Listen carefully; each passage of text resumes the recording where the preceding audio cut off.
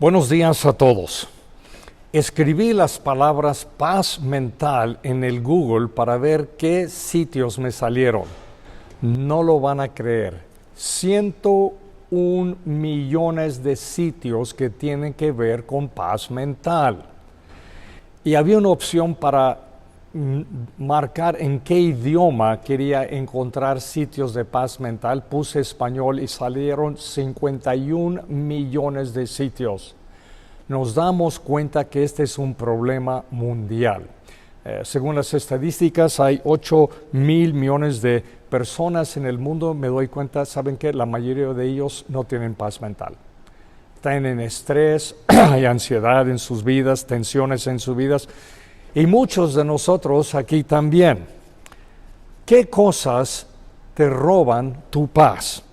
En unos momentos voy a mencionar 4 fuentes de tensión en nuestras vidas y después de eso voy a mencionar las decisiones que Dios quiere que tomemos para que tengamos la paz mental, pero no cualquier paz, sino la paz que solamente Dios quiere darnos. Pero antes de todo, vamos a hacer una oración para que Dios nos dé este entendimiento de su palabra. Padre Santo, buenos días, hoy domingo. Damos gracias por tu presencia, damos gracias por tu santa palabra. Es práctica, es aplicable, nos enseña cómo vivir esta única vida que estamos viviendo. Y Padre, todos necesitamos tener paz en nuestras vidas para tomar las decisiones necesarias para vivir cada día de nuestras vidas. Y así lo pedimos en el nombre de Cristo. Amén. Estamos en una serie de mensajes terminando bien el año 2024. Ahora van a preguntar, bueno, estamos en septiembre, faltan 4 meses. Bueno, no queremos prepararnos para terminar bien el año el 31 de diciembre, ni el 1 de diciembre. Yo digo, vamos desde septiembre, vamos preparándonos para terminar muy bien el año 2024 y de esa forma vamos a comenzar el año 2025. Este es nuestro segundo mensaje, el camino a la paz personal. Tomen la guía para el mensaje que está en el boletín que les entregaron al entrar aquí al templo. Y voy a mencionar 4 fuentes de tensión que roban nuestra paz. Primero, circunstancias que están fuera de mi control. ¿Cuántas circunstancias fuera de mi control? ¿Cuántas cosas tenemos en nuestra vida que no tenemos controlar? Mira, cuando vengo al templo o cuando vengo a mi oficina aquí entre semana, varias veces ha habido el tráfico a vuelta de rueda. Es porque se inundó un puente de desnivel, es porque hay un accidente, no tengo control y pierdo mucho tiempo. Hay matrimonios que quieren tener un hijo y no pueden tener un hijo. Hay personas solteras que se quieren casar y no han encontrado esa persona. Son circunstancias que parecen estar fuera de nuestro control. Tantas cosas fuera de nuestro control roban nuestra paz. Eso es uno. Otra cosa que roba nuestra paz es gente que no cambia. ¿Has intentado cambiar una persona? Cambiar a tu pareja, ahora no estoy diciendo que la cambies por otra persona, estoy hablando de cambiar su carácter, su forma de ser. Es muy complicado cambiar tus hijos, cambiar tus padres, cambiar a tus hermanos. Y tú les dices, te estoy diciendo esto para tu bien, ¿no me entiendes? Y claro, no quieren cambiar, posiblemente la forma que lo dices o porque no te respetan. Personas que nos rodean y no cambian, roban nuestra paz. 3, problemas sin solución. Problemas sin solución. La vida es justa, no es justa. No todos van a vivir sus vidas felices para siempre.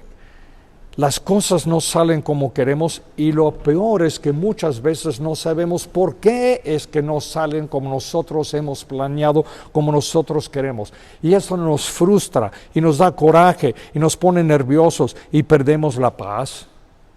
Y una cosa más también que es fuente de tensión que nos roba la paz, es una conciencia que nos acusa. Pecados que hemos cometido en el pasado, por lo cual no le hemos pedido perdón a Dios, o hemos ofendido a otra persona y tampoco lo hemos pedido perdón. Tenemos muchos cabos sueltos que andan. A veces no nos hemos ni perdonado nosotros mismos. Es lo mismo para errores que hemos cometido y lastimado a otras personas.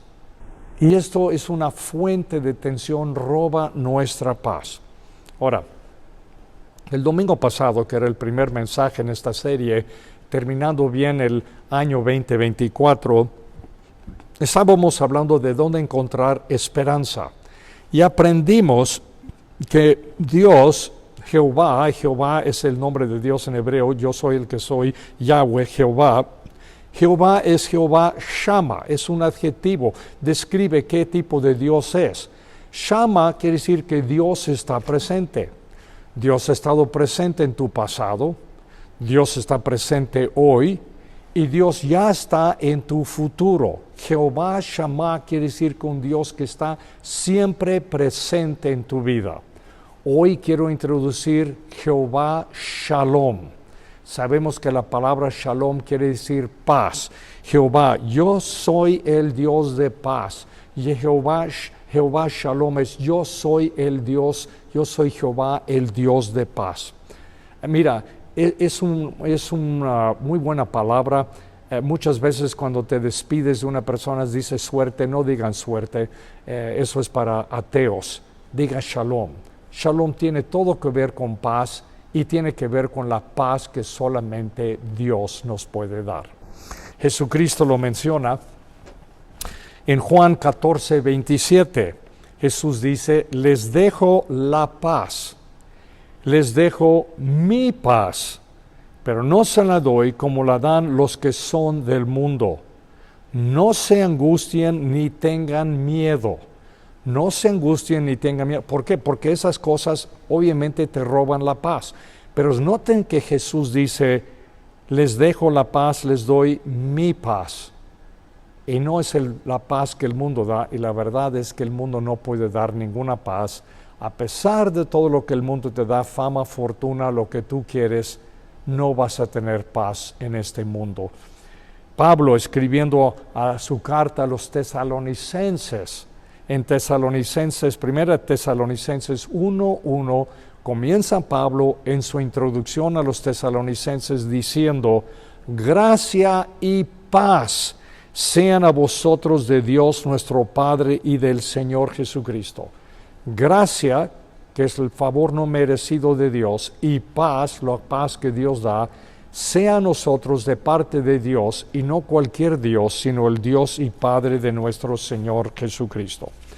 Ahora, estaba yo pensando, si Dios nos regala la paz, ¿por qué no la tenemos?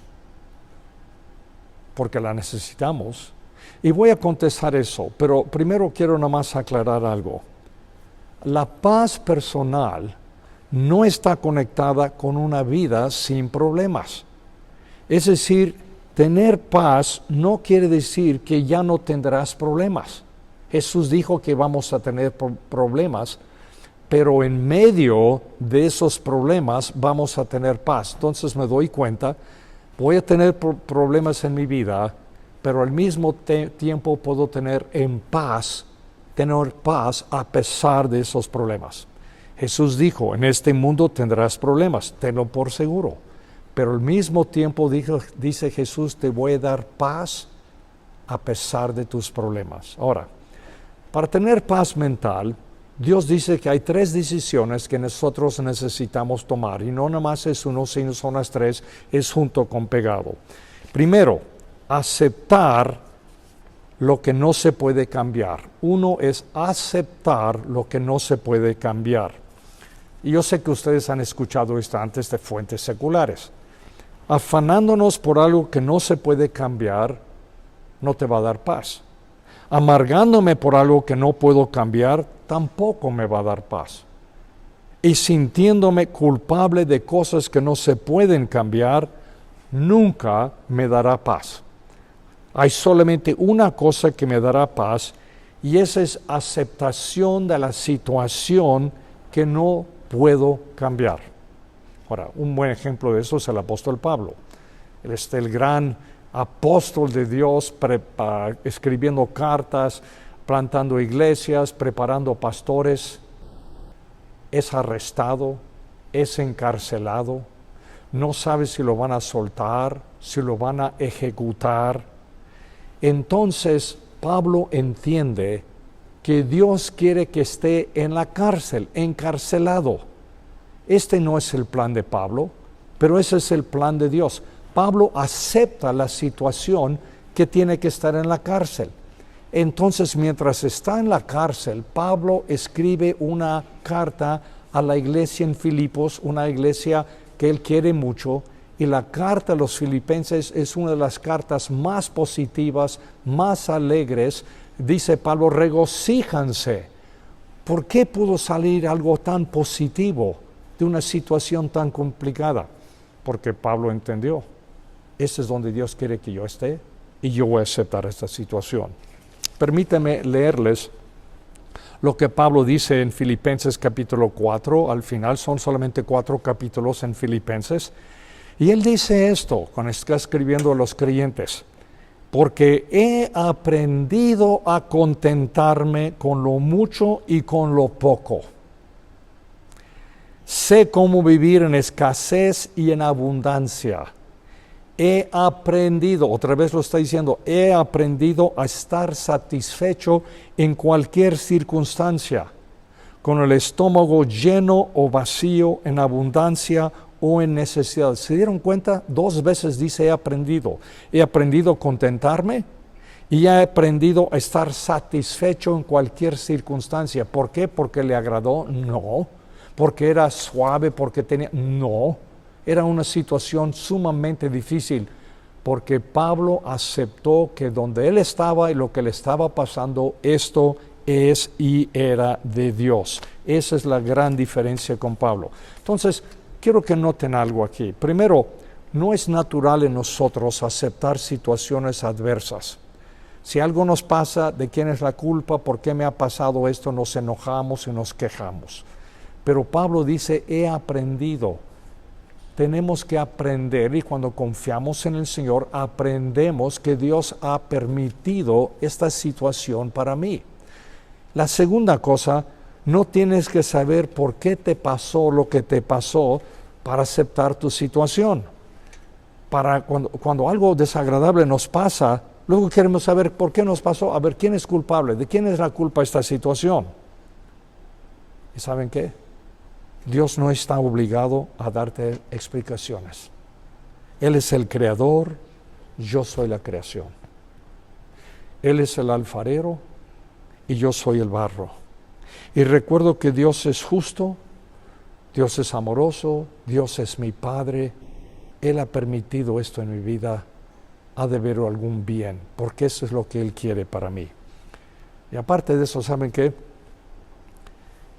Si Dios me diera explicaciones por todo lo que me pasa, yo jamás pudiera entenderlos de todos modos. Nadie entiende la mente de Dios. Dios es infinito, Dios es todopoderoso, Dios es omnisciente, Dios es omnipresente, ve el principio y el fin de mi vida en una sola mirada. ¿Cómo voy a yo entender lo que Él me dice?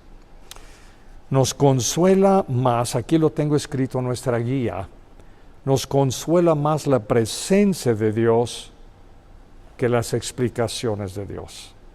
Nos consuela más la presencia de Dios que las explicaciones de Dios.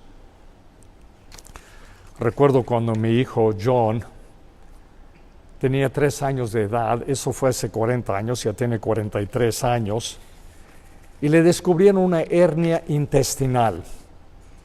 El doctor dijo, lo tienen que operar, lo van a llevar al quirófano, lo van a dormir, le van a cortar, le van a suturar para cerrar esa hernia y después va a salir y pues va a tener algo de dolor e incomodidad. Cuando mi hijo supo de 3 años que lo tenían que llevar al hospital y lo iba a intervenir, se puso a llorar. ¿Qué debería yo hacer? ¿Sentarme y explicarle a mi hijo qué es una hernia intestinal? Y que va a estar en un lugar con muchas luces y va a hacer mucho frío y va a estar muchas luces y todos van a tener mascarillas y nadie va a poder ver la sonrisa y nadie le va a hablar bonito? No. Lo que él más necesitaba es un abrazo de su padre.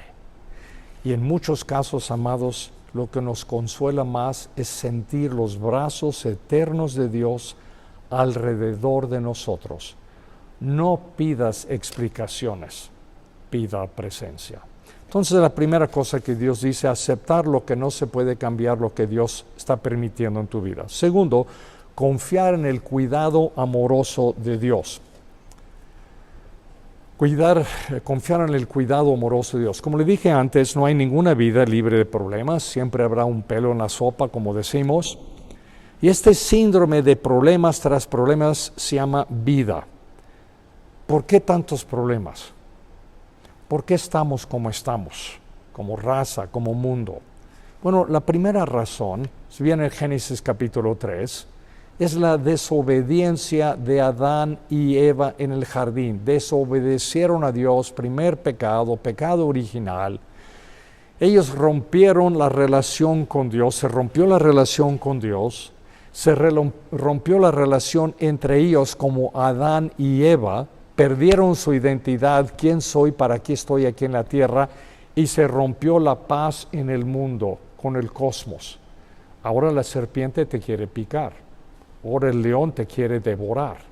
Por eso el mundo está como estamos, la violencia y la muerte hoy día. La segunda cosa es que tenemos un enemigo que se llama Satanás.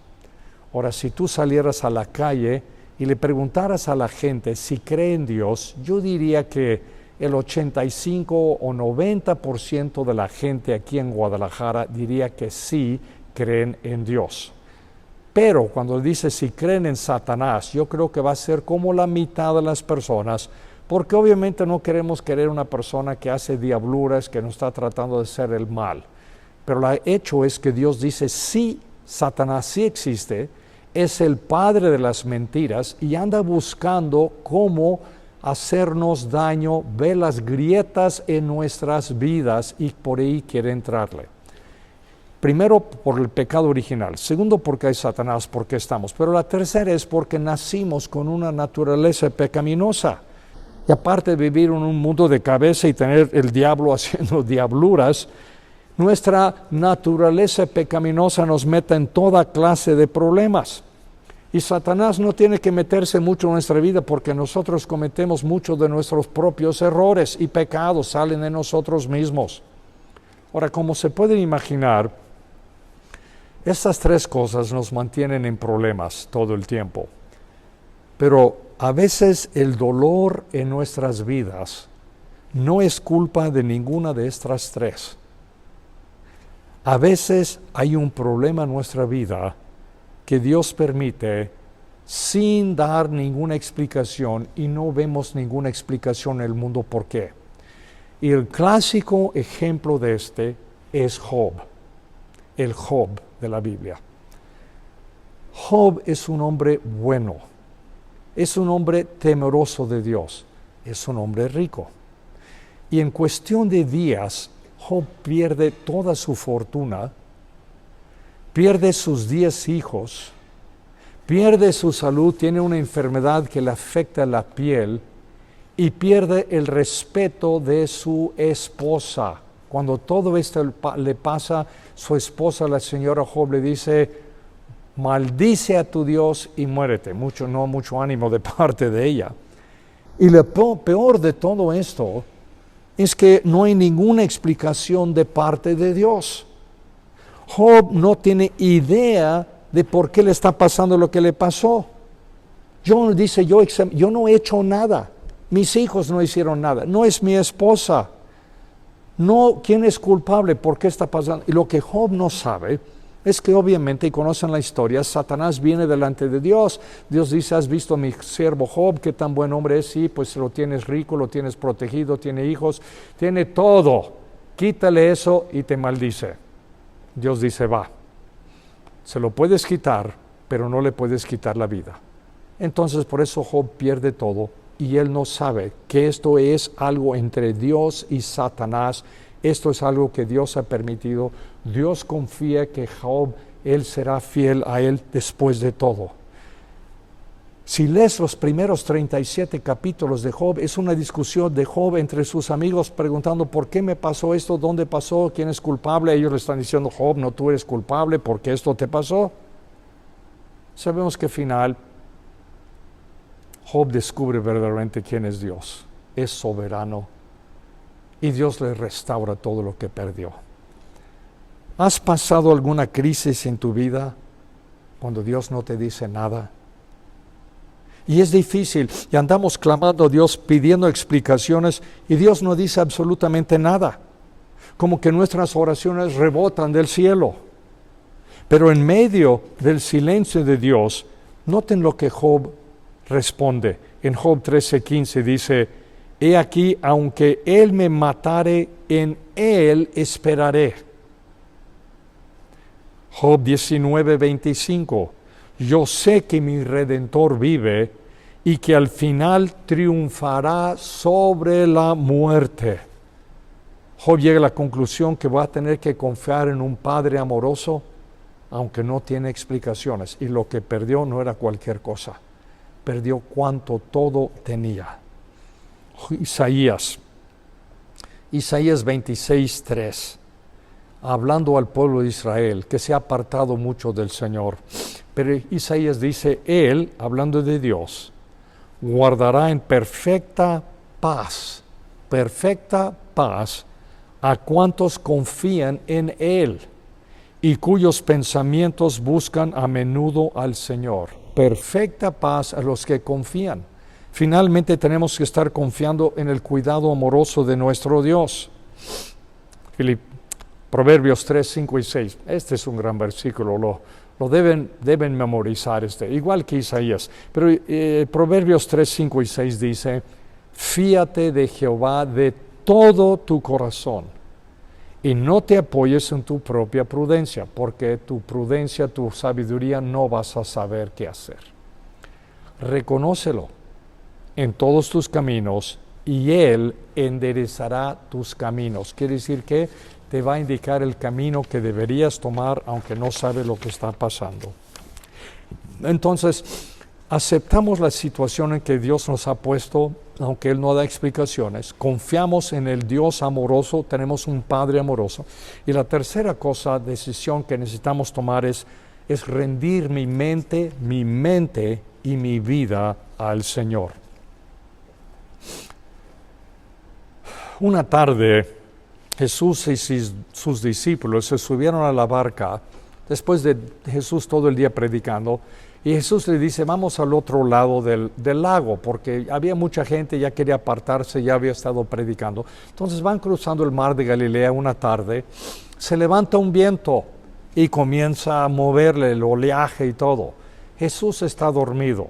Bueno, los discípulos son pescadores, son marineros, ellos sabrán cómo manejar una pequeña tempestad, tienen toda la vida haciendo esto.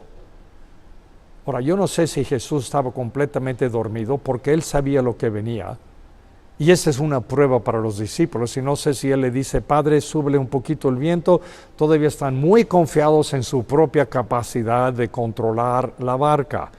Sube el viento y la tempestad de tal forma que los discípulos están asustados, que se va a hundir la barca, despiertan a Jesús y le dicen, Señor, ¿no te importa si estamos a punto de morir, de ahogarnos?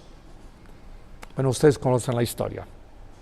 Jesús se pone de pie, le grita al viento, y Él es el Señor y amo del universo. El viento reconoce su voz. Él le dice, el viento, bájale a mí, bájale, están asustando a mis discípulos, por favor. Ya entendieron que ellos no van a poder y que necesitan que yo esté con ellos.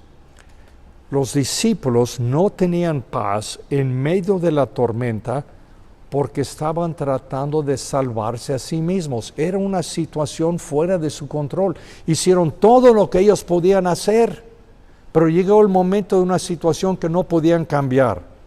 Cuando acudieron al Señor, cuando pusieron todo en sus manos, vino la paz. Se dan cuenta que Dios nos encuentra en medio de nuestra tragedia, en medio de nuestros problemas. Ahí es el Señor nos va a encontrar. Y entonces, confiando en Él, viene la paz. La paz vino después. que ellos acudieron al Señor. Mientras tú llevas las riendas de tu vida, va a ser imposible tener paz. Porque sabes que ninguno de nosotros podemos darnos paz a nosotros mismos. Necesitamos ayuda. Y a veces Dios permite la intensidad de la tormenta en nuestra vida subir para que vayamos a buscarlo a Él, para que podamos pedirle a Él la paz que nosotros necesitamos y saber que su paz es suficiente, no importa la intensidad de la tormenta. ¿Por qué no gozan más personas de la paz de Dios? Soberbia, autosuficiencia. Pensamos que nosotros podemos, pensamos que ya lo sabemos todo. Y cuando somos así, Dios no puede darnos de su paz. Y seguimos siendo afligidos y miserables. Para tener paz, primero tengo que tener paz con Dios para después tener la paz de Dios. Y tener paz con Dios es humillarme, entregar mi vida a Cristo, admitir que soy pecador y que no puedo salvarme a mí mismo. Dice Primera de Pedro, el apóstol Pedro, Primera de Pedro 5:5, Dios resiste a los soberbios, pero da gracia a los humildes. Los que saben que no se pueden salvar a sí mismos. ¿Y qué es esa gracia que nos da? Lo contesta Pablo en Efesios 2:8. Porque por gracia sois salvos por medio de la fe. Y esto no de vosotros, pues es don de Dios. No por obras, para que nadie se gloríe.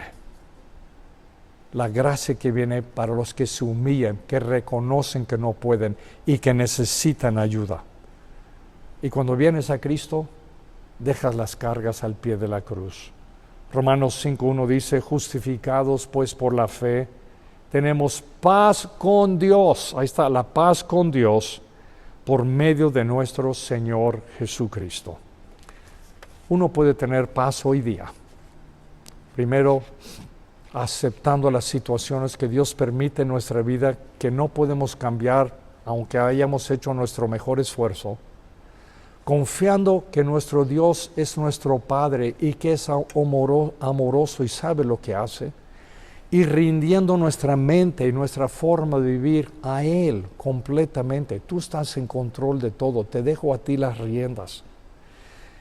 Y después viene la paz de Dios que todos nosotros queremos tener. Pablo dice en Filipenses 4:6 y 7, por nada estéis afanosos, sino sean conocidas vuestras peticiones delante de Dios con toda oración y ruego con acción de gracias. No se afanen, presenta tus peticiones, presenta la situación en que estás delante de Dios, rogando y dándole gracias porque Él ya te ha cuidado en el pasado y está en tu presente y ya está en tu futuro. Lo va a hacer algo. Dios está presente y actuará. Y después dice, y la paz de Dios, que sobrepasa todo entendimiento, guardará vuestros corazones y vuestros pensamientos en Cristo Jesús.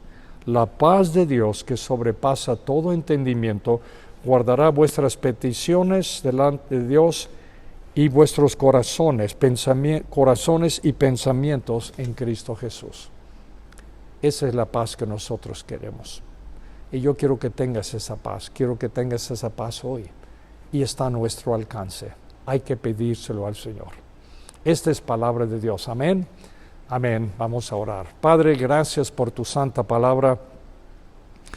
Gracias que nos ofreces paz en un mundo que no tiene paz y lo único que el mundo ofrece es más cosas y situaciones que nos traen tensión y estrés. Y Padre, queremos vivir una vida de paz. Denos esa paz aún ahora y lo pido en el nombre de Cristo. Amén.